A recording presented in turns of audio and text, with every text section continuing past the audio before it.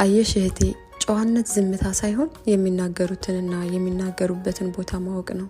ከንግግር የሚሻል ዝምታ እንዳለ ሁሉ ከዝምታም የሚሻል ንግግር አለ። ሁሉም በቦታው ሲሆን ዝምታ ጌጥ፣ ንግግርም ወርቅ ይሆናል።